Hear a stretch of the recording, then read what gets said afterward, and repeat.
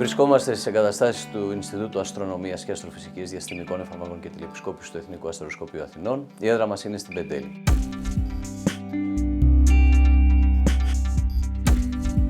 Στο χώρο αυτό που βρισκόμαστε λειτουργεί και έχω την ευθύνη να συντονίζω το Ευρωπαϊκό Κέντρο Διαστημικής Παρακολούθησης του Περιβάλλοντος της Γης.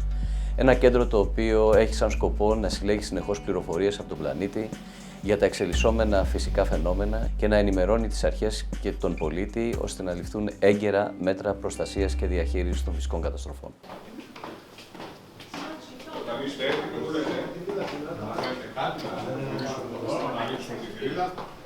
Λειτουργούμε ένα κέντρο αριστείας παρακολούθησης των φυσικών καταστροφών με μέσα δορυφορικής τεχνολογίας.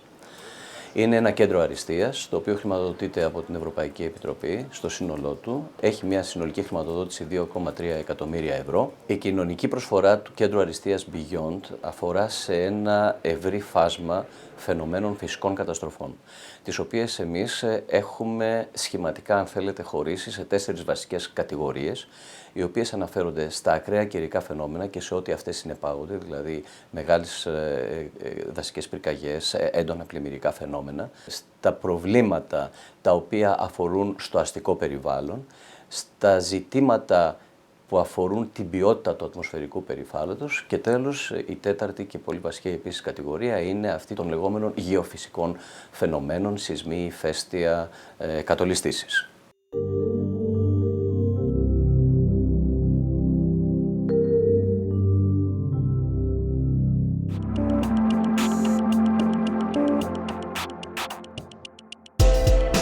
Η έντονη αστικοποίηση των τελευταίων ετών έχει επιφέρει μια αλλαγή στο αστικό θερμικό περιβάλλον, επειδή κυρίως το κέντρο των πόλεων είναι πιο θερμό από ό,τι οι περιαστικές περιοχές. Η μελέτη του φαινομένου της αστικής θερμικής νησίδας είναι πάρα πολύ σημαντική, γιατί επηρεάζει τα φαινόμενα καύσωνα. Η δορυφορική τηλεπισκόπηση, δηλαδή η παρατήρηση της Γης από δορυφόρους, έχει να προσφέρει πολλά στην παρακολούθηση του αστικού θερμικού περιβάλλοντος. Εδώ έχουμε εικόνες στο θερμικό υπέρυθρο, τις οποίες τις αναλύουμε προκειμένου να βγάλουμε κάποιους δείκτες που έχουν να κάνουν με την αστική θερμική νησίδα και τους καύσωνες. Αυτά τα δεδομένα, σε συνδυασμό και με άλλα, όπως είναι για παράδειγμα ο πληθυσμός ή η χρήση γης, μπορούν να συνδυαστούν προκειμένου να μας δώσουν κάποιους δείκτες επικινδυνότητας καύσωνα.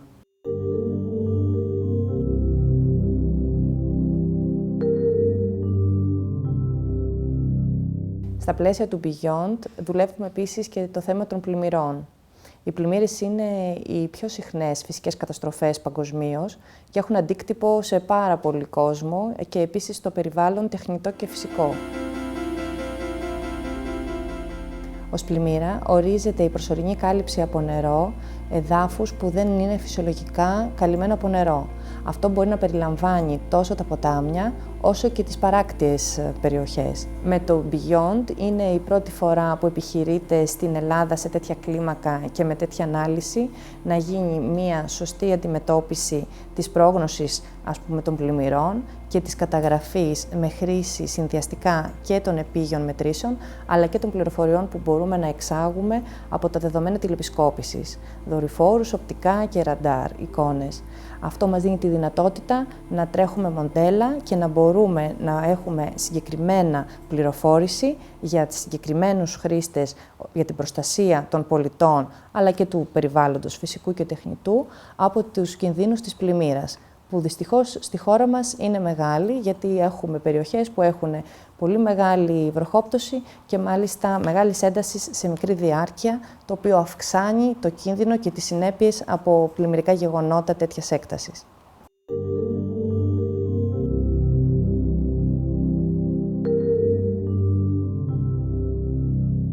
Βασικός μας σκοπός είναι η ανάπτυξη ενός συστήματος παρακολούθησης, καταγραφής και πρόγνωσης της σαχαριανής σκόνης.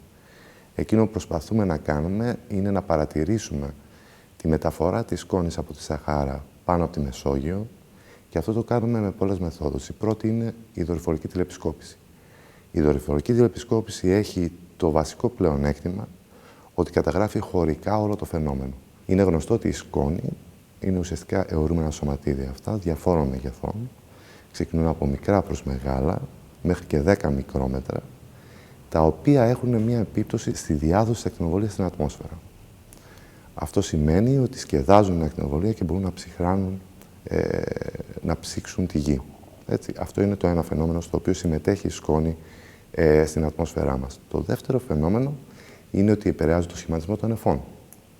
Αυτό σημαίνει ότι μπορεί ξαφνικά να μας δώσει βροχή ή όχι. Τη φυσική με την οποία αλληλεπιδρούν αυτά τα σωματίδια με τα νέφη δεν τη γνωρίζουμε επακριβώς. Και έτσι όλες οι επίγειες υποδομές του αστεροσκοπείου με τις οποίες μετρούμε τη σκόνη βοηθούν στο να διαλευκάνουμε και να μελετήσουμε το φαινόμενο αυτό. Και στο πλαίσιο του προγράμματος Beyond έχουμε αναπτύξει προηγμένες διατάξεις τηλεεπισκόπησης από το έδαφος. Μια τέτοια διάταξη είναι το LiDAR. Το LiDAR είναι λέιζερ ακτινοβολία την οποία εκπέμπουμε στην ατμόσφαιρα, συλλέγουμε στο έδαφος, αναλύουμε και μπορούμε να δούμε τι γίνεται όχι μόνο ό,τι γίνεται στο έδαφος, αλλά και στην ατμοσφαιρική στήλη. Επιπλέον της παρατήρησης, εκείνο που κάνουμε στο αστεροσκοπείο είναι να αναπτύσσουμε μοντέλα, ατμοσφαιρικά μοντέλα, τα οποία προσομοιώνουν τον κύκλο ζωής της σκόνης στην ατμόσφαιρα, της σαχαριανής σκόνης.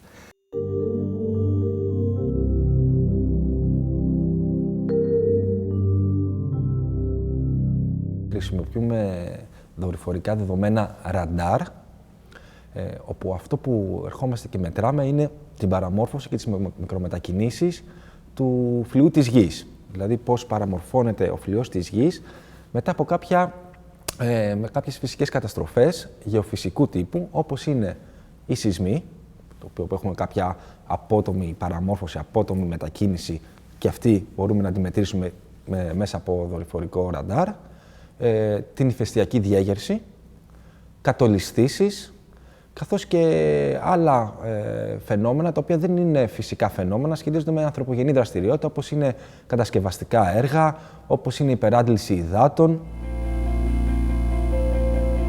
Με χρήση της δορυφορικής τεχνολογίας ραντάρ, επίσης μπορούμε να μελετήσουμε και να παρακολουθήσουμε την ηφαιστειακή διέγερση. Ένα χαρακτηριστικό παράδειγμα είναι η Σαντορίνη.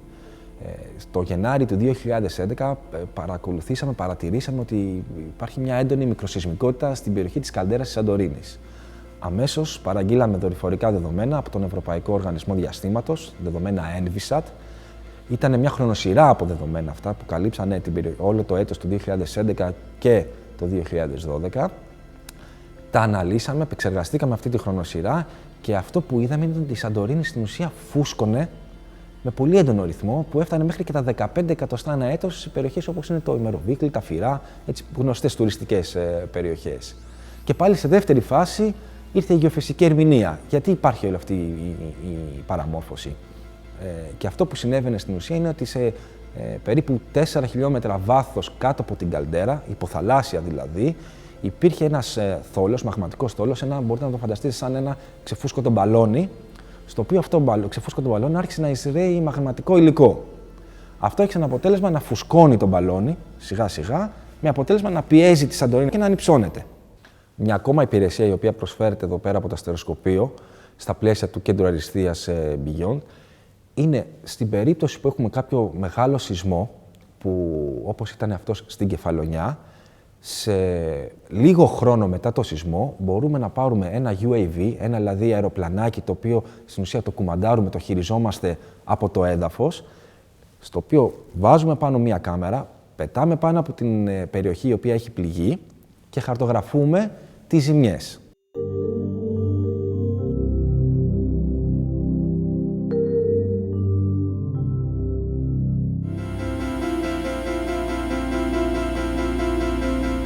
Η υπηρεσία FireHub βραβεύτηκε παγκοσμίως σαν την καλύτερη λειτουργούσα διαστημική υπηρεσία, η οποία επιτρέπει σε πραγματικό χρόνο παρακολούθηση της εξέλιξης μιας δασικής πυρκαγιάς οπουδήποτε στη χώρα μας, στην Ευρώπη και σε ολόκληρο τον πλανήτη. Αυτό που επιτυχάνουμε με το σύστημα FireHub είναι ότι αναλύουμε τις δορυφορικές εικόνες κατά τέτοιο τρόπο, ώστε να κρατάμε την υψηλή χρονική ανάλυση στην παρατήρηση, ενώ ταυτόχρονα βελτιώνουμε κατά 50 έως 60 φορές την ανάλυση της εικόνας. Η υπηρεσία αυτή αξιοποιεί δορυφόρους του Ευρωπαϊκού Οργανισμού Διαχείρισης Μετεωρολογικών Δορυφόρων, δηλαδή του EUMETSAT, και συγκεκριμένα χρησιμοποιεί ένας μήνος από 3 δορυφόρους. Οι δορυφόροι αυτοί μπορούν και συλλέγουν πληροφορίες από τον πλανήτη, από ολόκληρο τον πλανήτη, ανά 5 λεπτά της ώρας. Αυτή είναι μια πληροφορία η οποία συλλέγεται στις κεραίες μας, εδώ στις εγκαταστάσεις του Κέντρου Αριστείας Beyond, και σε σχεδόν πραγματικό χρόνο, από τη στιγμή της συλλογής, αναλύεται η εικόνα και δημιουργείται μια νέα πληροφορία για την εμφάνιση μιας πυρκαγιάς, εάν υπάρχει μια πυρκαγιά, πού υπάρχει μια πυρκαγιά και ποια είναι η έκτασή της στη στιγμή της δορυφορικής λήψης. Αντιλαμβάνεστε ότι όταν συλλέγουμε μια τέτοια πληροφορία κάθε 5 λεπτά της ώρας, ουσιαστικά έχουμε σε σχεδόν πραγματικό χρόνο την εξέλιξη αυτού του καταστροφικού φαινομένου.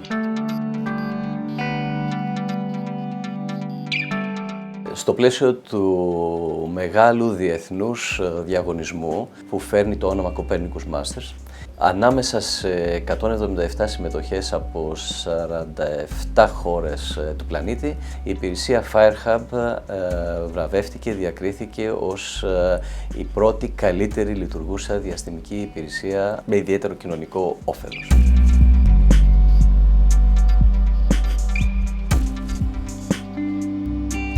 Ένας από τους τομείς της αριστείας του κέντρου Beyond είναι η συμμετοχή μας σε δραστηριότητες οι οποίες έχουν να κάνουν με τη βαθμονόμηση των μελλοντικών δεκτών των δορυφορικών αποστολών.